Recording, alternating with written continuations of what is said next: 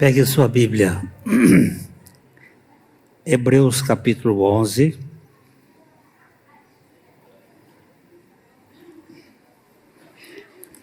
Nós vamos ler os versos 4 a 7. Hebreus 11, 4 a 7. Pela fé, Abel ofereceu a Deus mais excelente sacrifício do que Caim, pelo que obteve testemunho de ser justificado.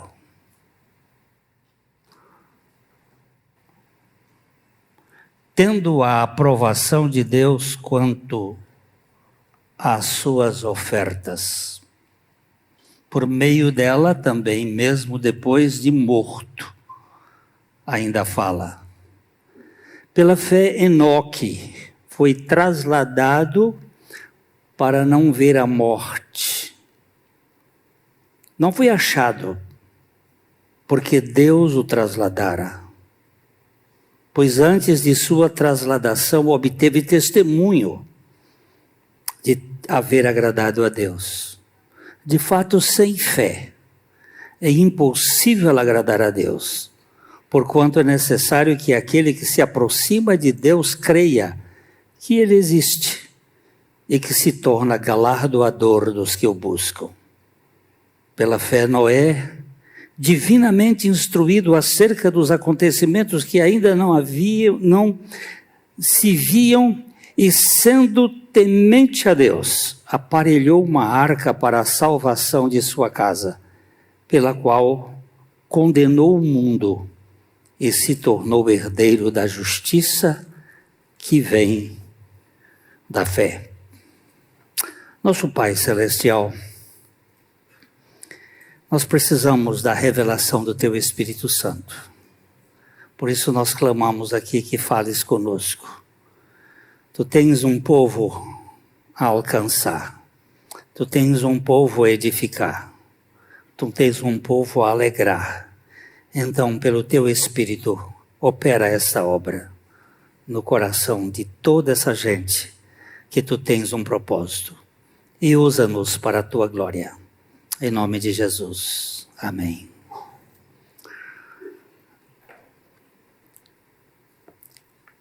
Este texto nós vamos ainda visitá-lo algumas vezes, porque ele é muito, muito rico. Esse é um momento muito importante da chegada dos irmãos aqui. Esse testemunho deles é tão precioso. Saber o que Deus está fazendo na vida de vocês. E a gente vai falar hoje um pouquinho de uma fé antediluviana. Porque esses três personagens que são apresentados aqui, eles pertencem a uma cultura antediluviana. Esse foi um período que a gente tem algumas informações, não muitas, mas algumas informações bem interessantes, que era caracterizado pelo avanço cultural e tecnológico, bem como por sua crescente corrupção que culminou no julgamento do dilúvio. Nós não cremos que o homem é um Pithecanthropus erectus em evolução. Nós cremos que Adão foi criado perfeito, com uma inteligência monumental, e que quando ele foi tirado do jardim do Éden, a cultura daquele homem habilitado com toda a sua capacidade intelectual e sua família, desenvolveu tecnologia e cultura. Nós temos Caim, por exemplo, que temos a primeira história de uma cidade que foi construída por ele, eles tinham muita capacidade. Tem uma tendência hoje de ficar achando o homem da pedra lascada, mas o homem criado por Deus, ele foi criado uma máquina produtora super inteligente, muito capaz. E você vai encontrar várias coisas assim na família de Caim, como Jubal, que foi conhecido, aliás, Jabal, que foi considerado o criador das tendas, não é das contendas. E ele desenvolveu uma agricultura e pecuária e o nomadismo pastoril. O Jubal, que tocava flautas, desenvolveu os primeiros instrumentos musicais. O Tubal-Caim, artífice de instrumentos de cobre e ferro, apontado para o início da metalurgia, e para alguns estudiosos ele é um dos principais maçons do mundo, homens cultíssimos, preparados. Havia um desenvolvimento muito grande na cultura antediluviana. Mas, paralelamente ao avanço, eles eram moralmente decadentes. Crescia a corrupção como nunca. A Bíblia chega a dizer que a maldade do homem se multiplicara na terra e que toda a imaginação dos pensamentos e do coração do homem era má continuamente. Essa degeneração ética levou Deus a lamentar a criação da humanidade. A palavra arrepender-se ali não é que Deus se arrependa, é que ele ficou extremamente condoído e consternado com o que desenvolveu a maldade do coração humano. Havia também aqueles superpotentes homens, os Nephilims, e tem muitas histórias contadas sobre eles como sendo descendentes dos anjos, como sendo homens, cruzamento dos homens das mulheres com esses filhos de Deus que seriam anjos. E tem muita coisa, mas eu creio, na minha limitação, que se tratavam de homens extremamente poderosos. A palavra Gibor, que é traduzida ali como valentes, poderosos, deriva de um termo que dá a ideia do Messias, onipotência, poderosos. Foram homens muito capazes. Mas os relatos bíblicos indicam que eles eram extremamente agressivos, despóticos, como parecido com o que nós estamos vivendo hoje. Se você tiver noção de quantos habitantes tinham na Terra no tempo do dilúvio, varia os cálculos, eles variam. Eu fiz algumas pesquisas de 5 bilhões a 17 bilhões, dependendo da quantidade de filhos que cada família tinha. Não era pouca gente, não. Para você ter noção que o que viveu mais dos registros foi 969 anos, Matusalém. E o que viveu menos dos registrados foi 365 anos, que foi Enoque. Mas era uma cultura muito grande, muito vasta, e com uma depravação extremamente grande. Né? Eles tinham uma sociedade patriarcal, com famílias extensas, vivendo juntas, e os patriarcas exercendo autoridade espiritual e moral.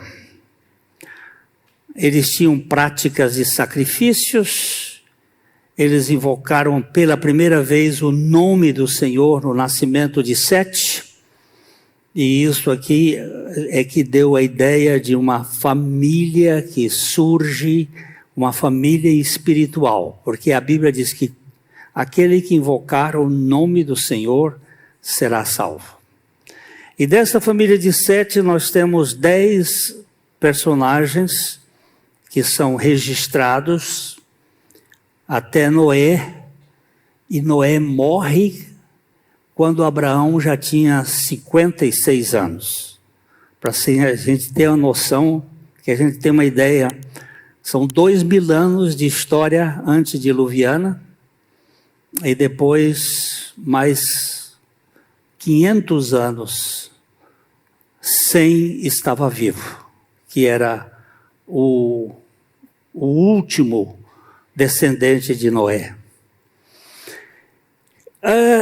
Mas aí aparece aqui, né, 3 personagens pinçados. Temos a citação desses 3, que é Abel, Enoque e Noé. Homens considerados homens de fé. Eu particularmente não gosto, já falei na outra vez, da palavra heróis da fé. Porque nós vamos tratar ainda desses assuntos mais para frente. A fé é um dom, não é uma conquista. Então ninguém se gaba, ninguém pode se vangloriar da fé que lhe foi dada. Nós vamos verificar mais no versículo 6, talvez há uns 2 domingos para frente, do galardão, o galardão da fé, que não tem nada a ver com essas presunções babilônicas de medalha de honra ao mérito e de coisas que a gente tanto ouve falar. Mas esses 3, eles têm papéis importantes. Cada um deles ilustra diferentes aspectos da fé no contexto antediluviano, ressaltando ainda como a sua confiança em Deus se destacou em meio a uma geração incrédula e corrupta. Esses 3 homens, eles são pinçados pelo Espírito Santo para trazer a nós alguma realidade espiritual. Algumas razões para que o Espírito tenha colocado aqui, tanto teológica como didática, é importante nós observarmos. Eles representam exemplos essenciais de fé em diferentes circunstâncias. O primeiro deles é Abel. Quem era Abel? O segundo filho de Adão. O primeiro filho de Adão é uma conquista. Caim, ele significa eu adquiri, a Eva dizendo, eu adquiri um varão com o auxílio do Senhor. Você vê que ele era um projeto de Eva. Eu adquiri, eu conquistei esse varão. E o Senhor foi o coadjuvante. O Senhor foi o auxiliar. O Senhor, ele esteve comigo nesse processo, mas só como ajudador. Isso criou uma cultura onde Deus é o nosso ajudador. Ele não é o papel principal. Essa cultura do Caim é uma cultura perseguidora e é uma cultura forte, de gente que acha que pode muito. Agora, o Abel é um sopro, é uma dádiva, é um dom, é um presente. Deu à luz a Abel. Abel não foi uma conquista, foi uma dádiva. Aqui já começa a diferença. Um é conquista, o outro é presente. E isso nas nossas vidas vai fazer a diferença. Quando estiver centrado em você, em mim, a ação, isso pesa, isso cansa, isso traz suor, isso traz angústia. Agora, quando é centrado no Senhor, quando é um dom de Deus, há descanso, há uma bênção. E aqui nós vemos que o texto diz, vamos dar uma olhadinha de novo no versículo 4, que diz, pela fé, Abel ofereceu a Deus mais excelente sacrifício do que Caim, pelo qual obteve testemunho de ser justo, e eu li de ser justificado, porque a minha Bíblia diz que não há nenhum justo, nenhum sequer, mas todos nós que nos aproximamos do trono da graça de Deus pelo sacrifício do regra 3. O que é o regra 3? Aquele que morre em nosso favor. O sacrifício de Cristo que está aqui ainda embrionário. Ele foi justificado pela fé. Porque toda a justificação da Bíblia, de alfa a ômega, de A a Z, para dizer na forma do meu Nordeste de cabo a rabo, é pela fé na obra de Jesus Cristo. Isso traz muito descanso. Então, aqui pela fé, Abel ofereceu mais excelente sacrifício do que Caim. O sacrifício de Abel foi um cordeiro, possivelmente. A Bíblia não cita exatamente, mas é um cordeiro porque ele era pastor de ovelhas. Ele trouxe um cordeiro. O sacrifício de Caim foram frutos da terra.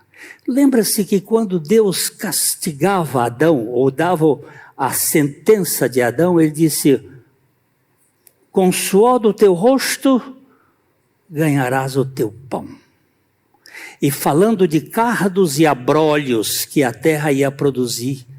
Então, para que Caim produzisse os frutos da terra, ele teve que trabalhar. Porém, se estamos certos de que a Bíblia mostra que o homem antes do dilúvio era herbívoro e todos os animais eram herbívoros,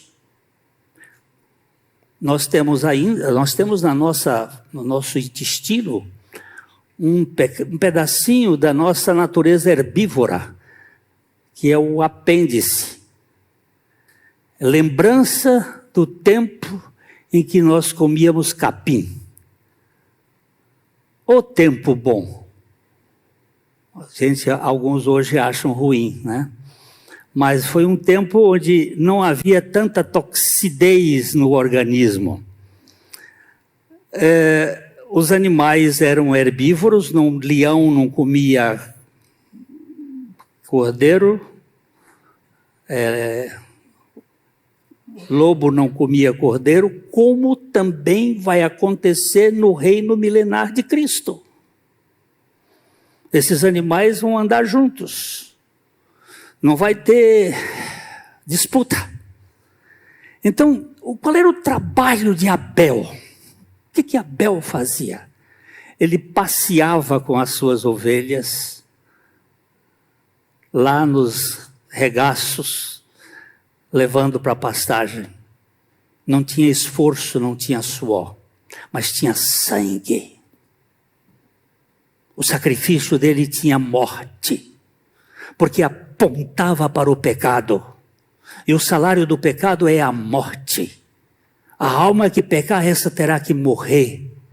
E aquele sacrifício que estava ali era um sacrifício redentivo, enquanto que o sacrifício de Caim era um sacrifício exibicionista. é aquele que você faz para colocar na placa ou no relatório para dizer que você fez para merecer os aplausos. Esse Abel, ele oferece um sacrifício que agradou a Deus, demonstrando obediência e confiança na maneira como Deus deveria ser adorado. Isto apontava para o jardim do Éden, quando Deus já sacrificou um animal para cobrir a nudez do seu pai e da sua mãe que haviam pecado. Então Abel tem uma fé voltada para a verdadeira adoração.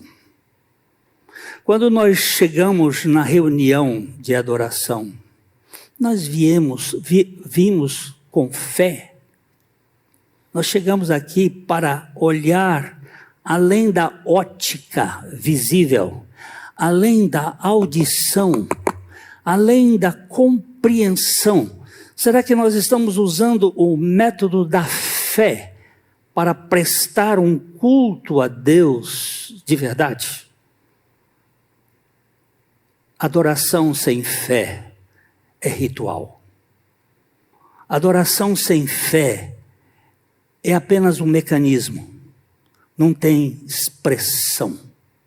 Então aqui este Abel, ele representa a fé na adoração verdadeira.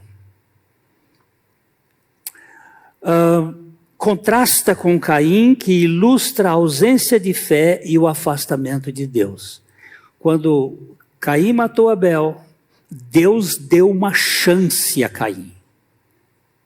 Eu interpreto o versículo 7 de Gênesis um pouco diferente de algumas pessoas, não quer dizer que a minha interpretação esteja certa, mas eu gosto dela. Capítulo 4 de Gênesis, versículo 7, nós lemos assim: se procederes bem, Deus falando com Caim, se procederes bem, não é certo que serás aceito? Por que Abel foi aceito e Caim foi rejeitado? Por que ele foi aceito, o Abel, e Caim não foi aceito? E Deus está dizendo para ele: se procederes bem, não é certo que serás aceito? Como é que ele poderia proceder bem? Qual é o bem que ele poderia proceder? Se todavia procederes mal, eis que o pecado jaz à porta, e o seu desejo será contra ti, mas a ti cumpre dominá-lo. O que é pecado jaz à porta?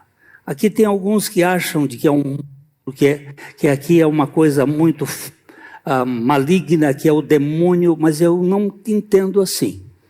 Eu entendo que a ovelha do pecado está ali. Cabe você oferecê-la em sacrifício. Se você assim fizer, você será aceito. Se você estiver debaixo do sacrifício de Jesus Cristo, não existe possibilidade de você ser rejeitado. Porque nós não somos aceitos pelo que fazemos, nós somos aceitos pelo sacrifício do Cordeiro de Deus. Isso faz toda a diferença. Deus deu chance a Caim, mas o que ele fez? Ele foi para a terra Ninode, ele se distanciou do Senhor, mas ele construiu uma grande cultura, ele se desenvolveu, ele se tornou uma potência. Porém, ele estava banido da intimidade com Deus. O segundo personagem é Enoque. Enoque destaca a fé em um relacionamento íntimo com Deus. Ele andou com Deus. No versículo 24 de Gênesis 5, 24. Se você quiser dar uma olhadinha, Gênesis 5, 24. Diz assim: andou Enoque com Deus. E já não era. Porque Deus o tomou para si. Há alguns anos eu ouvi uma história que foi mais ou menos assim. Enoque começou a andar com Deus. E os dois foram conversando. E foram tendo intimidade. E foram tendo comunhão. E Enoque foi conversando com Deus. E os anos foram passando. Aí quando chegou um tempo, quando ele estava lá, bem distante da casa dele, e mais perto da casa de Deus, Deus disse para ele assim: Enoque, vamos para minha casa? Ele disse: é verdade, a minha já está muito longe. E Deus disse: então venha. Isso é coisa que a gente conta para criança, para entender. Quando você tem intimidade com Deus, por causa do sacrifício, o sacrifício de Abel abre intimidade de comunhão com Deus. E comunhão com Deus faz com que o que era daqui perca o significado. Quando Paulo diz assim: pensai nas coisas lá de cima, não nas que são aqui da terra. Por quê? Porque morrestes e a vossa vida está escondida com Cristo em Deus. Quando Cristo, que é a vossa vida, se manifestar, então vocês vão se manifestar com Ele em glória. Esse Enoque aqui, ele é tipologicamente o representante da comunhão, da santificação, do prazer de estar com Deus. Por isso que ele vai dizer aqui no versículo 5, pela fé, Hebreus capítulo 11, 5, pela fé Enoque foi trasladado para não ver a morte. Não foi achado, porque Deus o trasladara. Pois antes de sua trasladação obteve testemunho de ter agradado a Deus. Um agradou a Deus pela oferta, o outro agradou a Deus pela comunhão. Oh, coisa boa, essa intimidade. Enoque é um dos personagens, só tem dois na Bíblia, que não provaram a morte, pelo menos os registros não dão. Enoque e Elias. O Moisés é discutível, alguns acham que Moisés também não, porque Moisés aparece lá na transfiguração, mas tinha uma sepultura lá no Pisga, onde Deus teria enterrado Moisés, mas esse não dá certo. Mas tem dois aí, o Enoque na comunhão e o Elias também na intimidade com Deus. Esse mundo caótico em que estão vivendo é uma das coisas que mais nós necessitamos hoje. É a quietude da intimidade. É ficar com Ele. Eu não quero muita coisa, eu quero tudo. Eu quero Ele. Eu quero ficar mais com Ele. Eu quero deitar minha cabeça no peito dEle. Eu quero sentir a sua presença. O terceiro é o Noé, né? O Noé simboliza a fé na obediência prática e perseverante. O verso 7, ele vai dizer: pela fé Noé, divinamente instruído acerca de acontecimentos que ainda não se viam, e sendo temente a Deus, aparelhou uma arca para a salvação da sua casa, pela qual condenou o mundo e se tornou herdeiro da justiça que vem da fé. Quantos anos Noé ficou fazendo aquela arca? 100 anos. 100 anos. E pregando. Quantas pessoas creram na pregação de Noé? Só a família dele. E olha lá. aquele cão, né? Aquilo veio meio trazido. Mas o homem persistiu, porque ele ouviu a palavra de Deus. E contra tudo e contra todos, contra a zombaria, contra o deboche, contra o ridículo que ele recebia, ele permaneceu firme. Simboliza, então, ele confiou nas palavras de Deus sobre o dilúvio, construiu a arca e salvou sua família, mesmo quando o julgamento quando não poderia ser visto. Vocês sabem que não havia chuva. A terra era regada com o orvalho que saía da própria terra. Você sabe que o segundo dia da criação é o único que não é abençoado na Bíblia. Todos os dias, o primeiro, o terceiro, o quarto, o quinto, o sexto e o sétimo dia tem a bênção, e era muito bom. E era bom. Mas o segundo dia não tem bênção, não tem bom. Porque ele estava sendo armazenado para o dia do julgamento da humanidade. Quando as águas que estavam na raquia, com as águas que estavam no centro da terra, elas saíram concomitantemente, com chuva e com as explosões. Havia uma camada de água, segundo os estudiosos, de mais de 2 quilômetros de profundidade, que cercavam, era uma espécie de colchão da crosta terrestre. E aquilo, por isso que você vai ver assim a terra se afundando e formando as montanhas, aí vão formar as placas tectônicas, aquilo vai enrugar assim, ó, a força, e vai arrebentar, e os continentes se partiram por causa da força das águas.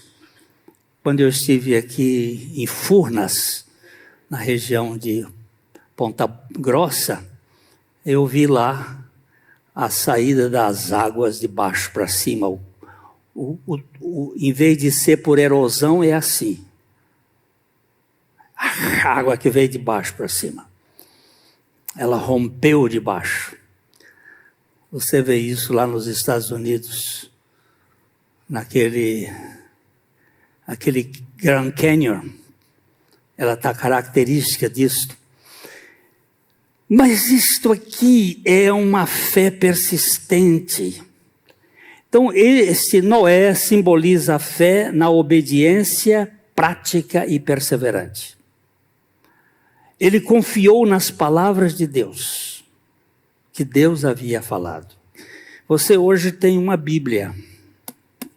Isso aqui é palavra de Deus. Ah, não, isso aí contém a palavra de Deus. Então, me desculpa, eu não tenho tempo para gastar com você. Eu só tenho tempo para gastar com aqueles que, pelo Espírito Santo, vierem a crer na palavra de Deus. Não vou gastar discussão.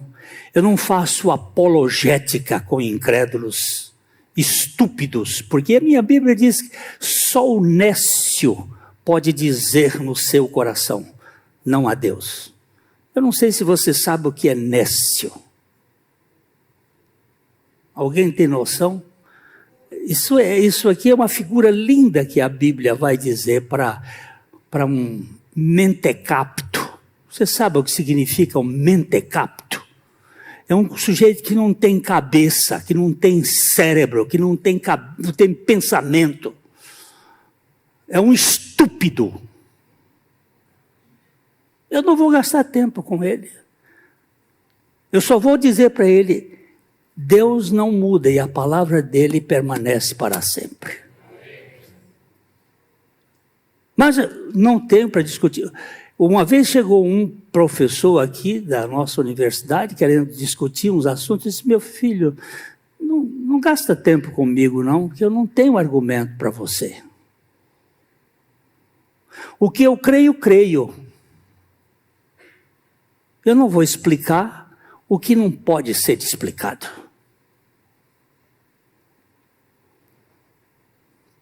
Eu já lhes contei aqui, eu vou terminar.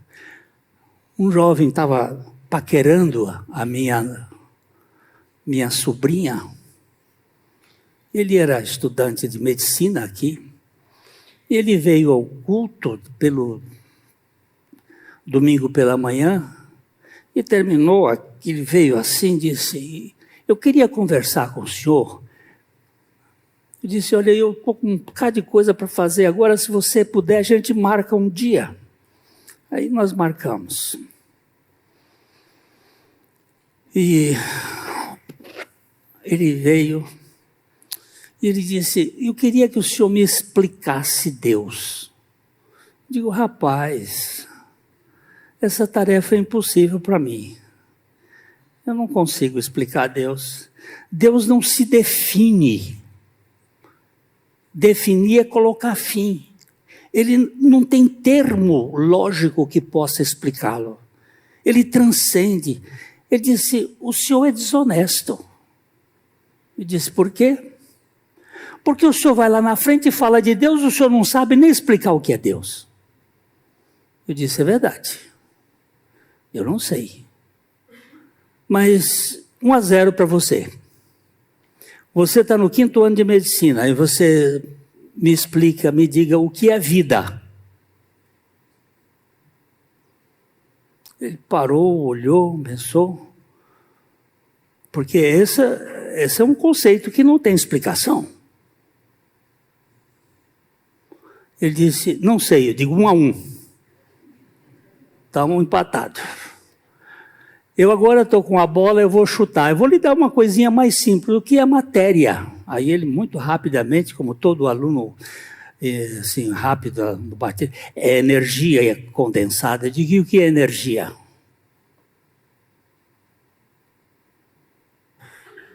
Ele pensou e disse, não sei. Eu digo, você é desonesto. 2 desonestos aqui.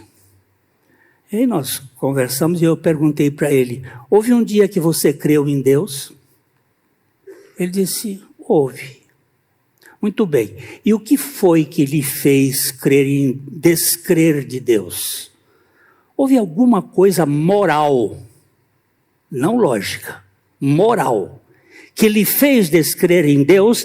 Não me conte se for tão cabeluda. Aí ele ficou vermelho, bem vermelho, e disse, teve sim. O sacerdote da igreja onde eu era coroinha abusou de mim. Eu digo, está aí. Está aí. A sua descrença parte de um aspecto moral, não de um aspecto intelectual. Falamos algumas coisas, mas ele foi embora. Passaram-se os anos, eu estava no consultório do meu médico cardiologista e tinha uma revista sobre saúde. Eu estou lendo ali a revista e vi um artigo do doutor. Por que esse médico se tornou um cristão? Uau! Eu mais do que depressa li, já chorei ali dentro. Eu tive um problema sério, que eu fui medicado com excesso de corticoide por causa de um herpes zoster no ouvido. E quem foi me atender? O bendito. E estamos ali, eu olhava para ele vendo a placa. E ele olhava para mim, de repente ele disse, ô pastor Glênio, como os caminhos de Deus são perfeitos.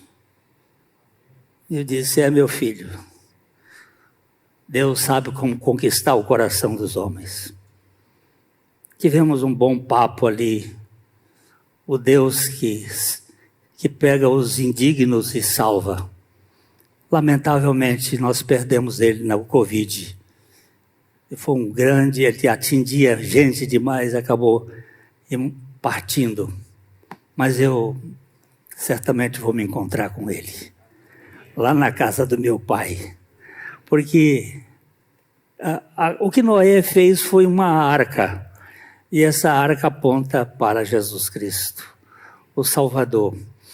Então nós temos aqui esses 3 personagens que eu tiro o chapéu para eles. Abel, com o sacrifício que traz a adoração verdadeira. Enoque, com a intimidade e com o relacionamento com Deus, que é capaz de Deus tirá-lo daqui. E Noé, que simboliza a fé na obediência prática e perseverante. O período antediluviano foi marcado por corrupção generalizada. Mas Deus teve 3 personagens aqui que ele resolveu colocar, que são notáveis destaques de sua fidelidade em um mundo caótico e dominado pelo pecado. Hebreus 11 não é uma lista exaustiva, mas uma seleção intencional de exemplos de fé para encorajar os seus leitores e para nos encorajar também. O autor destaca aqueles que servem como modelos claros, impactantes com a sua fé e como essa fé opera em diferentes contextos e desafios. Abel, Enoque e Noé exemplificam como viver pela fé em tempos de apostasia e oposição. E eu faço aqui um parêntese aqui. Estamos vivendo nesse tempo. E precisamos fixar no sacrifício, na comunhão e na perseverança da santidade. A Bíblia frequentemente narra a história através da linhagem dos que permaneceram fiéis, a linhagem da mulher. Esses homens fazem parte da linhagem da mulher, aquele que viria esmagar a cabeça da serpente. E eu fico contente de encontrar com os meus irmãos Abel, Enoque e Noé. Abel nos mostra que a fé é essencial para agradar a Deus na adoração e que o sacrifício válido é o sacrifício do Cordeiro. Enoque nos lembra que a fé resulta de uma intimidade com o Deus que nos dá a vida eterna na sua casa. E Noé demonstra que a fé verdadeira implica na obediência e na perseverança, mesmo em face da incredulidade e do escárnio. A seleção de Abel, Enoque e Noé sublinha que a fé sempre foi a chave para agradar a Deus e manter a aliança com Ele, independentemente das gerações e das circunstâncias. Eu quero deixar essa palavra final aqui. O autor da fé é Cristo, Jesus. E o executivo da fé é Jesus. Estes antediluvianos já, pela fé, se conectavam com Ele. Já estavam tendo a revelação dele, porque Ele nunca se deixou sem revelação entre os povos. Se vocês quiserem ler um livrinho bem interessante, chama-se Fator Melquisedeque. Dr. Don Richardson, que esteve aqui na igreja há many years ago, faz tempo. Mas ele escreveu esse livro mostrando que Deus deixou traços de sua revelação em todos os povos da terra. Todos os povos. Vou citar apenas um. A língua chinesa. Ela tem cerca de 150 símbolos que apontam para a revelação da Bíblia. E vou dar apenas um. A palavra justificação, na língua chinesa, é o símbolo de um ser humano, o eu. É um risco que representa o eu, com um lamb, um carneiro, um cordeiro sobre a sua cabeça. Alguma coisa parecida com isso aqui? Na língua chinesa, que tem 5.000 anos, segundo dizem, tem a justificação, é o eu com um cordeiro sobre a sua cabeça, representando a sua justificação. E Deus deixou em todas as tribos e povos e línguas e nações testemunho dele. E o testemunho mais lindo é que o Cordeiro de Deus, que tira o pecado do mundo, veio à terra para assumir a nossa causa, para nos levar a morrer juntamente com ele e ganharmos uma vida eterna mediante a sua ressurreição. Você acha que isso é pouco? Esses 3 meninos, nós vamos continuar falando deles aí.